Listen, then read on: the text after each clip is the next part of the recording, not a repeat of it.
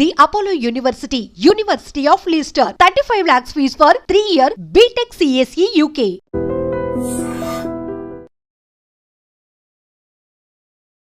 Welcome to iDream media. So మనం ఏ ఆలోచన చేసినా అది బ్రెయిన్ మీద పడుతుంది ఖచ్చితంగా. అది మంచి అయితే మంచి, చెడు అయితే చెడు. అయితే ఈ మధ్య కాలంలో గూగుల్లో ఎక్కువగా సెర్చ్ చేసిన ఒక వర్డ్ ఉంది, అదేంటంటే బ్రెయిన్ రాట్, అంటే బ్రెయిన్ కుళ్ళిపోవడము. ఇది ఎందుకు? సో దీనికి మరి జాగ్రత్తలు ఏం తీసుకోవాలి, ఎవరు ఎక్కువగా చూస్తూ ఉన్నాము, ఎందుకు ఇది అంతగా సెర్చ్లోకి వెళ్ళింది? సో వివరాలు తెలుసుకుందాం. మీరు మనతో పాటు ఉన్నారు ప్రముఖ న్యూరో సర్జన్ డాక్టర్ రంగనాథం గారు from Aster Prime hospital, Ameerpet. Doctor గారు నమస్తే. నమస్తే అండి. డాక్టర్ గారు, ఈ బ్రెయిన్ గురించి మాట్లాడుతుంటే నాకు భయం వేస్తూ ఉంటుంది. జనరల్గా నేను కూడా ఎక్కువ ఆలోచిస్తూ ఉంటాను. ఎందుకు ఆలోచిస్తే బ్రెయిన్ మీద అంత ఎఫెక్ట్ పడుతుందా? ఎందుకు 2024లో గూగుల్లో సెర్చ్ వర్డ్ ఎక్కువగా ఉంది ఇది, ఈ బ్రెయిన్ రాట్ అనేది? బ్రెయిన్ రాట్ అన్నది నిజానికి ఇది ఏదో ఇప్పుడు ఈ మధ్యన వచ్చింది కాదు, వాళ్ళ మాట 1854లో ఈ మాట వచ్చింది. అంటే అప్పుడు ఏంటంటే ఏదైతే మెదడు తాలూకా మేధో సంపత్తి తాలూకా క్షీణత తక్కువ అయిపోవడం, దాన్ని బ్రెయిన్ రాట్ అన్నారు. దీనికి నిర్వచనం మనం చెప్పుకున్నట్టయితే మానసికంగా కానీ ఒక వ్యక్తి తాలూకా మానసిక పరిస్థితి, లేకపోతే కాగ్నిటివ్ అంటాం, అంటే మేధో సంపత్తి, ఏదో ఇమాజినరీ అంటే ఊహించుకున్న కారణాలు అంతే, ఇలాంటి వాళ్ళు తక్కువ అయిపోయినట్టు ఉండడం, ఇది దానికి నిర్వచనం. బ్రెయిన్ రాట్ అన్నది మరి 1854 నుంచి ఉండి ఇప్పుడు ఎందుకు సడన్గా ఇది 2024 సంవత్సరానికి గూగుల్లో మ్యాక్సిమంగా సెర్చ్ చేసినటువంటి వాడైంది? దానికి ఒక కారణం ఉంది. ఇక్కడ ఏమిటంటే ఈ రాట్ గురించి అసలు సెర్చింగ్ ఎంత అయిందంటే తెలిసిన 320% తర్వాత ఇక్కడ కొన్ని డిక్షనరీ నిఘంటువులు ఉన్నాయి ఇంగ్లీష్లో, తెలుగులో డిక్షనరీ లాగే. Oxford university English dictionary, Cambridge dictionary, లేకపోతే వెబ్స్టర్ డిక్షనరీ. అందులో ఒక సాంప్రదాయం ఉందట కొన్ని గత 40-50 సంవత్సరాల నుంచి. ప్రతి సంవత్సరం ఒక్కొక్క వర్డ్కి, ఒక పదానికి ఆ వర్డ్ ఆఫ్ ది ఇయర్ అంటారు. అది ఈ సంవత్సరం ఆక్స్ఫర్డ్ యూనివర్సిటీ ప్రెస్ వాళ్ళు, డిక్షనరీ వాళ్ళు కూడా ఈ బ్రెయిన్ రాట్నే పెట్టారు మొట్టమొదటి పదంగా. అంటే ఏమిటంటే, అంటే ఎంతమంది దానిని తెలియకుండానే వాడుతున్నారు. నాకేదో బ్రెయిన్ రాట్ అయిపోయింది, నాకు సరిగా లేదు అని చెప్పడానికి బదులుగా ఇలాగా వాడడం అన్నది ఎంత వరవడి అయిపోయింది, ఎంత కామన్ అయిపోయింది. అంటే డాక్టర్ గారు, ఎక్స్క్యూజ్ మీ, అంటే జనరల్గానే బ్రెయిన్ రాట్ అనేది వైద్య పరిభాషలో ఉందా? ఉంది. అంటే ఏమిటంటే ఇదేదో రాట్ అంటే కులిపోవడం కానీ, మామూలుగా తెలుగులో దానికి తాత్పర్యం ఏమిటంటే చెదలు పట్టడం కానీ, లేకపోతే కులిపోవడం అని. నిజానికి అలాంటి కులిపోవడం కాదు, కానీ మెదడు మీద అంత దుష్ప్రభావం జరుగుతుంది అని అర్థమైంది కదా. దీనికి మెయిన్ కారణం ఏమిటి? ఏదో పనికి మాలినటువంటి నెట్లో వచ్చినటువంటి విషయాలు, ఆ జోకులు, ఆ ట్రెండింగ్లు, ఆ మేమ్స్, ఇంకా అదే బుర్రలో తిరుగుతూ ఉంటే మరి ఇంకా దాని ఇది కాకుండా ఏమవుతుందండి? ఇది ముఖ్యంగా ఎవరిలో వస్తుంది అని అంటే జనరేషన్ జెడ్, ఆల్ఫా జనరేషన్ అంటారు. జనరేషన్ జెడ్ అంటే ముందు చెప్తాను. అంటే ఏమిటది? 1997 తర్వాత 2010 మధ్యలో పుట్టిన మహానుభావులు, అంటే ఇంటర్నెట్ ఆవిర్భావం టైంలో పుట్టిన వాళ్ళు, డిజిటల్ నేటివ్స్ అంటారు వాళ్ళు, అంటే అక్కడి నుంచి. సో వీళ్ళలో కొంత కనబడుతూ ఉంటుంది. ఒక మంచితనం కూడా వీళ్ళలో ఏమిటంటే వీళ్ళు పైసల విషయంలో చాలా జాగ్రత్తగా ఉంటారు, చాలా అడాప్టబుల్ కూడా, అంటే దాన్నింటికి ఆయన అడ్జస్ట్ అయిపోతారు. నెక్స్ట్ జనరేషనే కొంచెం ఇబ్బంది. ఏమిటది? Alpha generation. వీరెవరు? వాళ్ళ నాన్నలు వాళ్ళను వై జనరేషన్ అంటారు. వాళ్ళ పిల్లలు ఈ జెడ్ తర్వాత పుట్టిన వాళ్ళు కదా, అంటే వాళ్ళకి తమ్ముళ్ళు, చెల్లెళ్ళు. పీక్ డిజిటల్ టైం ఈ టైంలో జరిగింది. వాళ్ళ అమ్మ నాన్నలు అంటే ఎవరిని మనం క్రిటిసైజ్ చేసే రోజులు కాదు, కానీ జరుగుతున్న వరవడి ఒక మాట చెప్తున్నాను నేను. ఇంటి దగ్గర చిన్నపిల్లలు ఉన్న అందరికీ తెలిసిందే. పాతకాలంలో తల్లి బిడ్డని పండబెట్టాలంటే లాలి లాలి అని లాల పాటలు పాడేవాళ్ళు, అంతే కదా. ఏదో వటపత్ర షాయికి వనమాల లాలి, లేదు చందమామ రావే జాబిల్లి రావే, అంటే ఎంతమంది గుర్తున్నాయి అలాంటి పాటలు. ఇప్పుడే పోయాయి. ఇప్పుడు ఒక మేమ్ వస్తుంది వీడియోలో, ఏది? ఎదురుగా మొబైలు, బిడ్డ కొనేది అన్నప్రాసం ముందే ఈ ప్రాసన అయిపోతూ ఉంటుంది, మొబైల్ ప్రాసన. దానివల్ల తెలియకుండా నా బేబీ నెమ్మది అయిపోతాడు, ఏడవడం, ఇంకా అదే తంతు నడుస్తూ ఉంటుంది. తల్లి ఏదో వంటింట్లో పని చేసుకుంటూ ఉంటుంది, బిడ్డకి మొబైల్ ఇచ్చేస్తుంది. అక్షరాభ్యాసం అవ్వడం అన్నది 4 సంవత్సరాలు 3 సంవత్సరాలు కావచ్చు, ఈ అభ్యాసం అయితే అప్పటికే అయిపోతుంది. అంటే ఏమిటి, ఈ సమయంలో ఈ యుగంలో పిల్లలు ఎంతసేపు స్క్రీన్ టైంలో ఉన్నారు ఒకటి. రెండోది ఏమిటి, ఈ పర్టికులర్ కోవిడ్ అన్నది ఈ వీళ్ళ మీద కూడా నిజానికి పిల్లలు తప్పు కూడా కొంతవరకు లేదు. కోవిడ్ సమయం అన్నది ప్రపంచాన్ని అతలాకుతలం చేసినటువంటి సమయం. లక్షల మంది జరిగిపోవడం సరే కదా, అసలు నేర్చుకునే పద్ధతి, నేర్చుకునే తీరు, ఇవన్నీ వాడకం ఏవైతే ఉన్నాయో ఎలక్ట్రానిక్ గ్యాడ్జెట్స్ ఆ టైంలోనే విరివిగా అయినాయి. పిల్లలు స్కూల్కి బయటకు వెళ్ళడానికి లేదు, ఏం చేస్తారు? ఇప్పుడు అది ఒక అలవాటు అయిపోయింది. అదే కాకుండా మీరు నమ్మితే వీళ్ళు 2010 తర్వాత పుట్టిన వాళ్ళు అన్నాను నేను. 2010 నుంచి 14లో మీరు నమ్ముతారు, 2010లోనే ఐపాడ్ వచ్చింది, 2010లోనే ఇన్స్టా వచ్చింది. 2010 ఇప్పుడు ఏదైతే మనం చెప్పుకుంటాం brain rot 2024 word of the year అయితే 2010లో వచ్చిన వర్డ్ ఆఫ్ ది ఇయర్ ఏంటో తెలుసా? యాప్. అంటే ఆ యుగంలో పుట్టిన వాళ్ళు వీళ్ళు. కాబట్టి వీళ్ళకి ఆ ఇబ్బందులన్నీ ఎక్కువ ఉంటూనే ఉంటాయి. ఇదంతా బ్రెయిన్ మీద పడుతుందా? బ్రెయిన్ మీద పడుతుంది. ఏం జరుగుతుందంటే అసలు బ్రెయిన్లో తెలియకుండానే ఈ వరవడి, ఈ భాష, ఈ స్లాంగు ఇవే తిరుగుతూ ఉంటాయి.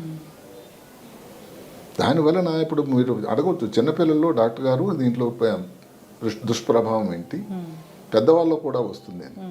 ఎక్కువగా చిన్నపిల్లల్లో కనబడుతుంది. వాళ్ళలో ఈ అటెన్షన్ తగ్గిపోతుందండి. పాఠాల మీద కాన్సన్ట్రేషన్ లేదు, ఫోకస్ లేదు, స్కూల్లో పెర్ఫార్మెన్స్ తగ్గిపోతూ ఉంది. పెద్దవాళ్ళు అయితే ఏంటి, కోపం ఉంటారు. అసలు అది లేకపోతే నడవదండి. ఒకసారి ఎప్పుడు మనం చెప్పుకున్నట్టుగానే శ్రీమతి గారు ఏదో కూరగాయలు తీసుకురావాలంటే వెళ్తూ సంచి పట్టుకోవడం సరికదా, దానితో మొబైల్ కూడా వెళ్తుంది. అందులో ఆ పట్టి ఉంటుంది ఒక 5. అంటే ఏదో మర్చిపోయినా అనుకో మళ్ళీ వెరిఫికేషను, ఇంకా అదే తంతు. అంటే ఆ యంత్రం మీద ఎంత డిపెండెన్సీ వచ్చిందో మీరు అర్థం చేసుకో. అదే కాకుండా వాళ్ళకి పెర్ఫార్మెన్స్, ఏదో ఆఫీసులో పనిచేస్తున్నారు, ఈ కాగ్నిటివ్ స్కిల్, జ్ఞాపశక్తి, క్యాలిక్యులేషను, ఏదైనా ప్రాబ్లం ఉంది ఆఫీస్లో సాల్వింగు, ఇవన్నీ ఇబ్బందులు అయిపోతున్నాయి. అదే కాకుండా వాళ్ళకి అసలు ఇంట్రెస్ట్ లేదు, లో ఇంట్రెస్ట్. ఇలాంటివన్నీ పెద్దవాళ్ళు వస్తుంది. ఇప్పుడు ఆఫీసులో ఉండి ఉద్యోగం చేయకుండా ఏదైనా దాని మీద జాస్ చూపించకపోతే ప్రైవేట్ కానీ గవర్నమెంట్లో కానీ మరి వాళ్ళ సీనియర్లు వీళ్ళని ఉండనిస్తారా? అది ఎంత ఇబ్బంది అవుతుంది. సో మనం ఒక అసలు మామూలుగా బ్రెయిన్ రాట్ అన్న పదం గురించి చెప్పుకున్నప్పుడు generation Z, generation alpha generation అనుకున్నా కూడా ఇది కామన్ అయిపోయింది. ఈ వరవడి అందరిలో కూడా నెమ్మది ప్రవేశించింది, చిన్న పెద్ద లేకుండా. ఇప్పుడు ఏమవుతుంది, ఏదో చిన్నది అంటే అందులోన ట్రివియల్ అని మాట ఉందండి. ఏదో చిన్న ట్రివియల్, ఇది పెద్ద గొప్ప విషయం ఏం కాదు నెట్లో చూసేది. దాన్ని తెలుగులో చెప్పాలంటే పనికిరాను. ఇలాంటి విషయాల దృష్టిలో అదే బ్రెయిన్లో తిరుగుతూ ఉంటాయి. ఏదో కొత్త ట్రెండింగే వచ్చింది అనుకోండి, లేకపోతే కొత్త ఒక జోకే వచ్చిందని అదే బుర్రలో తిరుగుతూ ఉంటుంది. ఈ ఎంతవరకంటే ఇది చాలా ఇబ్బందికరమైన మాట చెప్పాల్సి వస్తుంది. ఈ రోజుల్లో ఉండేటువంటి పిల్లలు ఎవరైతే ఈ బ్రెయిన్ రాట్కి లోయనన్న వాళ్ళు ఒక వాక్యాన్ని ఇంగ్లీష్లో కానీ తెలుగులో కానీ, తెలుగు అయితే సరే ఇప్పుడు తక్కువైపోయింది, ఇంగ్లీష్లో ఒక వాక్యం ఆ స్లాంగ్ లేకుండా చెప్పలేరటండి. స్లాంగ్ అంటే ఏంటి, ఇప్పుడు బీసీ అంటే మనం ఏం చదువుకునే వాళ్ళం రోజుల్లో బిఫోర్ క్రైస్ట్, క్రీస్తు పూర్వం అని కాదండి, బికాజ్ అట. బికాజ్ రాయకుండా ఇప్పుడు బీసీ రాస్తున్నారు. ఇది యాజ్ సూన్ యాజ్ పాసిబుల్ అంటే ASAP, as soon as possible. దానికి అది TTYL, talk to you later. ఇది ఎక్కడ విచిత్రం అనమాట అండి. నేను కూడా అలాగే రాస్తాను డాక్టర్ గారు. అదే మరి, అంటే మీరు మరి జనరేషన్ ఆ జనరేషన్ చెందిన వాళ్ళు. అంటే నేను చెప్పడం వల్ల ఏంటంటే ఒక భాష, ఒక వాక్యం రాసేయడంలో కూడా ఇవన్నీ ఈ స్లాంగ్ అన్నీ దొరుకుతూ ఉన్నాయి. కాల్ యూ బ్యాక్ అనడానికి ఏం చెప్తారు మీరు? కాల్ యూ బ్యాక్ అని నేను రాస్తాను, call you back CYR B, అంతే. ఇలాంటి స్లాంగ్లు వచ్చినటువంటి భాషలు వాడుతున్నారు. అదే కాకుండా ఈ భాష, ఈ ఆలోచన తెలియకుండానే వాళ్ళ నరాల్లోనికి చొచ్చుకుపోతూ ఉందట. ఇంకా దాని నుంచి బయటకు వచ్చేదానికి ఆస్కారం ఉండేది. దానివల్ల జరుగుతుంది మెంటల్ సాచురేషన్. బ్రెయిన్ అన్నది భగవంతుడు తయారు చేసినటువంటి గొప్ప అవయం. దానిలో స్టోరింగ్ కెపాసిటీ కానీ, దానిలో ఉండాల్సిన పద్ధతి కానీ ఒక వేరే ఉంది. అదంతా టోటల్గా సాచురేషన్ అయిపోతే సాయంకాలం కల్లా మీరు చదివేం చదవగలుగుతున్నారండి. ట్యూషన్ మీద ఏమి దృష్టి పెడతారు? మీరు ఏదైతే మీ తల్లిదండ్రులు అందరూ కూడా ఐఐటి అవ్వాలి లేకపోతే ఎంబీబీఎస్ అవ్వాలని దాంట్లో ఎట్లా పోతారు మరి? సో అందువల్ల ఏదైతే పర్టికులర్గా దీనిది ఈ మేమ్స్ అన్నది ఇప్పుడు ఏమిటి, అది ఎప్పుడో గ్రీకుల సిస్టంలో వచ్చిందండి. ఆ మేము ఆ జోకులు అని బేసికల్లీ ఒక హ్యూమరస్ బొమ్మ, హాస్యంగా ఉంచేది, నాలుగు చూపించడం లేదా పల్లెలా చేయడం అనేది. అలాంటివి ఒక నాంది ప్రస్తావన తర్వాత బ్రెయిన్ రాట్ రావడానికి నాంది ప్రస్తావన జరిగిపోతుంది. అంటే చిన్నప్పటి నుంచి లాలిపాటలు మర్చిపోయాం, చందమామరావే మర్చిపోయారు, అక్కడెక్కడో ఒక గుడ్డంగాడు ఎవడో ఇది వస్తుంది కార్టూన్తోనే భోజనం. అంటే ఏమిటి, తెల్లవారి ఏది ఇంటర్నెట్తోనే నిద్ర లేవడం, శుభోదయం సుప్రభాతం. ఒకప్పుడు పాతకాలంలో బెడ్ కాఫీ అని ఉండేది, ఇప్పుడు బెడ్ కాఫీ కాదు, బెడ్ నెట్. ఇది లేచిన నుంచి నెట్టే, మరి రోజంతా దాంతో ఇంకేదో ఇదే. అసలు మీరు చూస్తుంటారు కదా ఎక్కడ రోడ్ల మీద క్రాస్ చేస్తూ ఉంటారు జేబ్రా లైన్, ఇదే ధ్యాసం. అక్కడ ఎవరైనా గుద్దితే ఆ ధ్యాస కూడా లేదు. రాత్రి పడుకునేసరికి మీరు నమ్మండి అసలు ఎంత ఎల్లతా వాళ్ళకి ఏం ఆలోచన ఉంటుంది, ఎంత ఎగ్జాస్ట్ అయిపోతారు. అంటే అర్థం ఏమిటి, ఎవరైతే ఉదయం లేచి బ్రేక్ఫాస్టు ఇంటర్నెట్, లంచ్ ఇంటర్నెట్, రాత్రి పడుకున్నప్పుడు కూడా డిన్నర్ కూడా దాని అయితే మీకు ఒక ఇది వస్తుంది అనమాట, ఫ్లాష్ న్యూస్. అంటే మీరు బ్రెయిన్ రాట్ వ్యక్తి, డాక్టర్ని సంప్రదించండి, దానికి తీసుకోవాల్సిన జాగ్రత్తలు తీసుకోవాలి అని ఒక సూచన వస్తుందట. Breaking news. ఏం డాక్టర్ గారు మాత్రం ఏం చెప్తారు, ఏం చేయాలయ్యా అని చెప్తారు. ఇప్పుడు డాక్టర్ గారి దగ్గరకు వచ్చారు, వాళ్ళు ఏంటి మరి చెప్తారు, బాబు నువ్వు ఎంతసేపు పడుకున్నావు. ఇప్పుడే ఒక వ్యక్తి వచ్చింది, అమెరికాలోని సాఫ్ట్వేర్, మీరు బయట ఉండగానే. మరి ఆమెకి రోజుకు పడుకునే గంటల సమయం తక్కువ అయిపోయింది, స్క్రీన్ టైం ఆమెకు రోజు 10. మరి ఆమె ఉద్యోగం అది. మరి అదే చిన్నపిల్లలు ఏమవుతుంది, యుక్త వయసులో ఏమవుతుంది. సో నిద్ర ఏ రోజైతే తక్కువైపోతుందో, నిద్ర తక్కువైపోవడం వల్ల మనిషి తాలూకా బ్రెయిన్ స్లో అయిపోతుంది, యాక్టివిటీ స్లో అయిపోతుంది, మందగించిపోతుంది. అదే 2 రోజులు చక్కగా నిద్రపోయారనుకోండి, యాక్టివ్ అవుతారు. ఏదైతే ప్రాబ్లం మీరు సాల్వ్ చేయనివి ఫాస్ట్గా సాల్వ్ చేస్తారు. అసలు ఇప్పుడు వ్యాయామం ఇంతకుముందు చెప్పాము, ఎక్సర్సైజ్ ఉండేటట్టయితే శుభ్రంగా బ్రెయిన్కి బ్లడ్ సప్లై పెరుగుతుందండి. సింపుల్గా మామూలు వాకింగ్ చేయండి. అదే కాకుండా ఇంకేది కజ్జలో ఏదో కొన్ని ఎక్సర్సైజ్ ఏరోబిక్స్ అనేవి కూడా చేయొచ్చు. దానివల్ల బ్రెయిన్కి బ్లడ్ సప్లై పెరిగిందంటే బ్రెయిన్ యాక్టివ్గా అవుతుంది. బ్రెయిన్ యాక్టివ్గా ఉన్నట్టయితే మీరు ఉత్తేజంగా ఉంటారు. మీ ప్రాబ్లమ్స్ అన్ని అందరూ గంటల్లో 2 గంటల్లో చేసేది మీరు అరగంటలో చేసి పడేస్తారు. అలాగే మైండ్ఫుల్నెస్ అని ఒక మాట. అంటే ఏం లేదు, మన ఇంతకుముందు నుంచి మన సాంప్రదాయంలో ఉండే యోగా, లోపల బ్రీతింగ్ బయటికి గాలి పంపించటం, ఒక 20 నిమిషాలు చేయండి. దాంట్లో ఏం జరుగుతుందో అది ఇదంతా గొప్ప దీని నుంచి వచ్చిన పరిశోధనలు అండి. శరీరంలో 20 నిమిషాలు కానీ మీరు ఇది యోగా ఇవి చేయగలిగితే శరీరంలో ఉండేటువంటి కార్టిజాల్ అని ఒక చాలా ఉత్ప్రేరకమైనటువంటి ఒక ఉంటుంది, దానిది 20% తగ్గిపోతుంది. అంటే ఎంత కూల్ అయిపోతారు, మీ బ్రెయిన్ ఎంత యాక్టివ్గా ఉంటుంది. అదే కదా సరికదా. ఇప్పుడు గుడ్ ఫుడ్ అని, గుడ్ ఫుడ్ అంటే ఏమిటి, సెపరేట్ ఫుడ్ ఏం లేదు. మీరు తీసుకునే భోజనంలోనే ప్రోటీన్స్ ఎక్కువ ఉండాలి, లేకపోతే ఫిష్ ఆయిల్ లాంటివి ఏదైతే ఉందో ఒమేగా 3 ఫ్యాటీ యాసిడ్స్ మనం ఎన్నోసార్లు వినుకున్నాం, విటమిన్ బి ఉండేది, విటమిన్ డి ఉండేది. ఈ జంక్ ఫుడ్ ఇవన్నీ దూరంగా పెట్టాలి. ఇంకా అన్నిటికంటే ముఖ్యమైనది ఈ తరానికి ముఖ్యంగా ఏంటి, green time over screen time. అంటే పచ్చగా బయలు కానీ దీంట్లో పార్కుల్లో కానీ ఎక్కడైనా కానీ ఇంటి దగ్గర పచ్చగా ఉండే దగ్గర కానీ ఒక 2 గంటలు, అది వారానికి 120 నిమిషాలేనండి. అంటే రోజుకు మీరు కలిసి దగ్గర 15 నుంచి 20 నిమిషాలు సమయం మీరు కేటాయిస్తే మీ బ్రెయిన్లో ఏదైతే మీ జ్ఞాపక శక్తికి, ఈ కాగ్నిటివ్ స్కిల్, మేధో సంపత్తికి కేంద్రం ఏదైతే ప్రీఫ్రాంటల్ కార్టెక్స్లో అని ఉంటుందో ఇక్కడ ఉంటుంది, దాని తాలూకా సైజు పెరుగుతూ ఉండట. ఇది ఎంఆర్ఐ టెస్ట్లో తెలిసింది. ఇది ఊరికే చెప్పింది కానే కాదు. ఫుడ్ గురించి మనం సరే చెప్పుకున్నాం. ఇంతకుముందు మనం ఒకటి ఈ డిజిటల్ ఏదైతే ఉన్నామో డెసిషన్ ఫెటిగ్ అని ఒక మాట చెప్పుకున్నాం. అంటే సాయంకాలం అయ్యేసరికి ఇంకేమీ అసలు చేయలేకపోవడం. దానిని ఇంకొక మాట వీళ్ళు ఏం చెప్పారంటే స్టాప్ ది ఖాయస్. అంటే ఏమిటి, గందరగోందరం గజిబిజండి ఉదయం నుంచి మల్టీ టాస్కింగ్. ఏదో నెట్ కాన్సల్ట్ చేయడం, ఇక్కడ వచ్చి ఒక వీడియో కాల్ చేయడం, లేకపోతే ఇంకొక మెసేజ్ చేయడం, ఏదో పేపర్ వస్తే సైన్ చేయడం, ఒక మీటింగ్ మధ్యలో, లంచ్కి టైం లేదు. ఈ గందరగోళ జీవితంలో ఈ ప్రాబ్లం ఎక్కువ అవుతుంది. కాబట్టి మల్టీ టాస్కింగ్ కానీ మీరు తక్కువ చేయకపోతే మీ కాన్సన్ట్రేషన్ అందరూ చిందరవందర అయిపోతుంది, ఫ్రాక్చర్ అయిపోతుందట. ఫ్రాక్చర్ అంటే ఏదైతే ఇరిగిపోతుందో బోన్ లాగా, అది అతుక్కోవడం కష్టం కదండి. మరి మీ కాన్సన్ట్రేషన్ లేకపోతే మిగతా వాళ్ళకి పని అప్పచెప్పే వాళ్ళు మీరు ఎంత ఆఫీసర్ అయినా ఏం చేయగలుగుతారు? అదే కాకుండా ఈ రోజుల్లో ఇంకొకటి ఏమిటంటే డిజిటల్ డీటాక్సికేషన్ అని వచ్చింది. అంటే దానికి డిసిప్లిన్ ఉండాలి, డిజిటల్ డిసిప్లిన్ అని.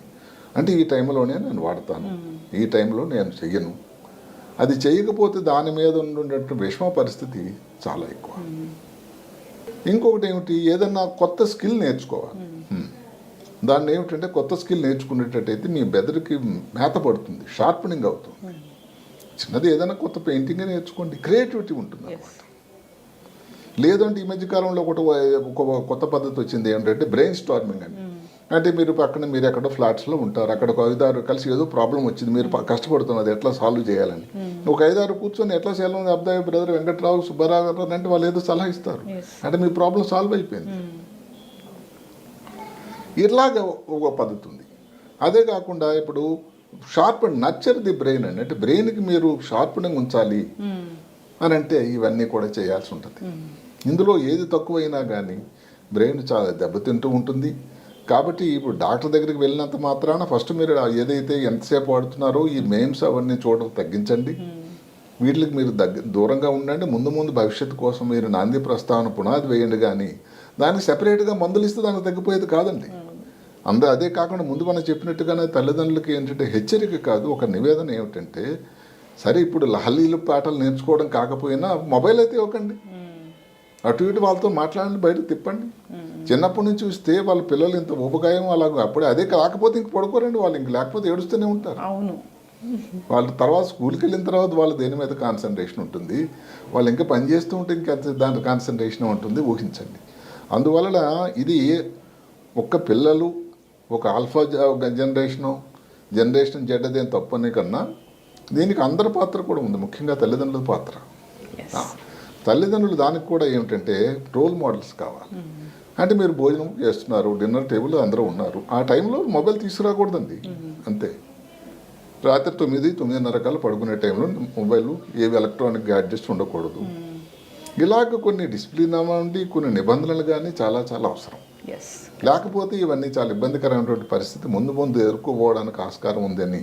అందుకని ఆ మాట వినడానికి కొంచెం ఒళ్ళు గగురుపాటు అనిపించినా కూడా బ్రెయిన్ కుళ్ళిపోవడం కానీ బ్రెయిన్ చెదలు పట్టడం అని అంటే ఎంత ప్రమాదకరమైన మాటలాగా అనిపిస్తుంది చెప్పండి. ఖచ్చితంగా డాక్టర్ గారు చాలా చక్కగా చెప్పారండి. అసలు ఏదైనా కానీ ఏదో ఒక బగ్ వచ్చిందేమో, వైరస్ వచ్చిందేమో, అందువల్ల బ్రెయిన్కి ఇలా అంటే వస్తుందేమో అనుకున్నా, అది మొబైల్ స్క్రీన్ అని అసలు ఎక్స్పెక్ట్ చేయలేదు. అది కూడా ఏమిటి ఏదో ఉపయోగకరమైంది గంటల కొద్ది పని చేయడం కాదు. ఇప్పుడు మాకు సాఫ్ట్వేర్లు ఉన్నారు, తప్పదండి అది. ఇదేమిటి ఏదో సిల్లి చెయ్యి చూడకపోతే ఏదో అయిపోదు. మేము అంటే లేకపోతే ఒక క్లాస్ 7-8 క్లాస్ అవుతున్న వాళ్ళు ఒక సెంటెన్స్ ఈ స్లాంగులు లేకుండా రాయలేకపోతున్నారంటే ఎంత దైనందిన పరిస్థితి చెప్పండి. స్పెల్లింగ్స్ మర్చిపోయాము ఎందుకంటే ఈ షార్ట్ కట్లు వచ్చాయండి. ఇప్పుడు బీసీకి బిఫోర్ క్రైస్ట్ అని పాతకాలంలో ఏడి అంటే ఆఫ్టర్ డెత్ ఆఫ్ క్రైస్ట్ అని ఉండేది. ఇప్పుడు బీసీ అంటే బికాజ్ నీకు రాయాల్సిన ఇంకొక 3 మధ్యలో లెటర్స్ అంతేనా, బికాజ్కి, దానికి బీసీ. ఇంకా లై అంటే అబద్ధం చెప్తున్నారు, క్యాపట, అదే నాది లేదు, మొదటిసారి చదివాను క్యాపట అంటే లై అని చెప్పడానికి. ఇలాంటివన్నీ ఈ భాషలో వచ్చి అలాంటి ఒకటి కాదండి 81 మాటలు ఉన్నాయట ఈ స్లాంగులో. ఇది ఒక కొత్త ఒరవడి, కొత్త వ్యాకరణం అన్నమాట. అందువల్ల వాడకానికి అప్పుడు ఇంట్రెస్టింగ్గా ఉన్నా కానీ దానివలన మీ లాంగ్వేజ్ స్కిల్, ఎందుకంటే ఇంకొక మాట ఉంది, లాంగ్వేజ్ స్కిల్ ఏదైతే ఉందో మాతృభాష కానీ లేకపోతే ఇంగ్లీష్ ఏ భాష కానీ ఎవరైతే లాంగ్వేజ్లో స్కిల్ ఉన్న వాళ్ళకి మిగతా విషయాలు కూడా అవగాహన ఎక్కువ వద్దట. ఇవన్నీ కూడా మీరు అందరూ ఆలోచించాలి. ఇదేదో ఆశాస్పదంగా నేను చెప్పానని కాదు. అయితే బ్రెయిన్ రాట్ అనేది డెఫినెట్గా ఒక ప్రాబ్లం నెమ్మదిగా మనకు తెలియకుండానే మన సమాజంలోనికి, పిల్లల్లోనికి, అందరి లోపలికి ప్రవేశించింది. దీనికి దూరంగా ఉండాలి అని అంటే అది చాలా అవసరం. ఇది అందరి తాలూకా సహకారం, ఆలోచన, దానికి ఉండాల్సిన డిసిప్లిన్ అవసరం. ఖచ్చితంగా డాక్టర్ గారు. ఇప్పుడు ఏదైతే బ్రెయిన్ రాట్ అని మీరు చెప్తున్నారో దానికి గురైతే కనుక సరిగ్గా ఆలోచించలేరు, కాన్సన్ట్రేషన్ ఉండదు, మర్చిపోతారు. సో అసలు నెక్స్ట్ వర్క్స్ ఏంటి దేని మీద కూడా వాళ్ళకి అవగాహన ఉండదు, ఇష్టం ఉండదు, అసలు ఏంటి అసలు నేచర్తో సంబంధమే ఉండదు. అసలు నేను టాపిక్ గురించి అవార్డు గురించి చదువుకున్నప్పుడు ఈ పిల్లల గురించి జనరేషన్ జెడ్డే ఆల్ఫా అనుకున్నాం కదా అనుకున్నాను. ఇప్పుడు పెద్దవాళ్ళకు కూడా ఆఫీసులో కూడా జరుగుతుంది అదే. అందువల్ల దానికి దూరం ఉండకపోతే అది చాలా చాలా ప్రమాదం. ఎస్, ఖచ్చితంగా డాక్టర్ గారు చక్కగా చెప్పారండి. ఏంటంటే టెక్నాలజీని ఎలా యూజ్ చేయాలో అలానే యూజ్ చేయాలి, అంతకు మించి యూజ్ చేస్తే ఇలాంటివి వస్తాయి. ఇదే కరెక్ట్. ఎస్. సో మన రూట్స్ ఏంటి మనం మర్చిపోకూడదు, మన సంస్కృతి సాంప్రదాయాలు ఎప్పటికీ మనం గుర్తుంచుకోవాలి, వాటికి అనుగుణంగానే మన జీవన విధానం అనేది ఉండాలి. అంటే కొత్తగా తల్లులు కాబోయే వాళ్ళకి సూచన ఏమిటంటే లాలి పాటలు ఏదైతే వాళ్ళ అమ్మగారు ఏం నేర్పారో అవన్నీ నేర్చుకోవాల్సిన సమయం వల్ల వచ్చిందేమోనని ఇక మొబైల్ దగ్గర ఇవ్వకూడదని చెప్పక ఏం చెప్పారంటే మీరు టైం స్పెండ్ చేయండి మీ పిల్లలతో. అంతే కదండి. దాని చక్కటి ఇన్ఫర్మేషన్ డాక్టర్ గారు. అందరూ కూడా దీనికోసం ఆలోచించాలని కోరుకుందాం. బ్రెయిన్ దానికి ఏమైనా అవుతే ఇంకా తర్వాత ఆలోచించడానికి తర్వాత చేతులు కాలిపోయిన తాకులు పట్టుకోవడం వల్ల ఉపయోగం ఉండదండి. సో నెక్స్ట్ జనరేషన్కి మనం హెల్దీ లైఫ్ స్టైల్ని మనం అలవాటు చేయాలని కోరుకుందామండి. చాలా చక్కటి. అందుకనే ఇంకొక మాట అక్కడ వచ్చింది, ఒక మంచి సూత్రం, ఇది నాకు చాలా నచ్చింది. Break the brain rot cycle.